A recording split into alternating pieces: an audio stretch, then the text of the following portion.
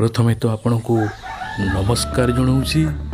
आजिकार कहानी जड़े माँ उपर पर्यावेसित आपण शुणु निश्चित मोटिवेट हेबे। ये भी जड़े माँ जहाँकर दुईटी पुओ थिले, माँ को ठारू अल्प किछि दूर रे रहुथिले। मासिकर खाइबा 15 दिनर दुई भाई भाग कर नेउथिले। जो मासरे 31 तारिख पड़ुथिला से मासरे माँ एक दिन भोक उपासरे आखि छल छल करी सोई जाउथिले।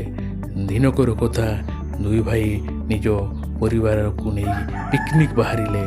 बहु माँ को कहले, माँ आपण पाख मंदिर रे अन्न प्रसाद दिया होची, आपण मंदिर रे खाई नेबे। माँ ये कथा को शुणी ताको आखि छल छल हो गला। किछि न कही माँ रहीगले। दुई भाई गाड़ी रे जीवा समय रे जड़े भाईंकर पुओ बापन को पचारिले, बापा मु बाहा सारे मु भी गोटे मंदिर पाखरे घर नेबी। बापा पचारे, अरे कौन पाई? सेठू पुओ उत्तर देला, बापा मु भी जितेबाला पिकनिक बाहर को पलैबी, आपण सेतेबाला पाख हम मंदिर जाई खाइबा पाई। एक कथा शुणी बापा आश्चर्य हो गले। माँ जहाँकर कौनसी वर्णना कले सरे नहीं, से माँ को कोटि कोटि नमस्कार रहुची। जय जगन्नाथ। भिडियोटी भल लगी सब्सक्राइब करंतु, शेयर करंतु, लाइक करंतु।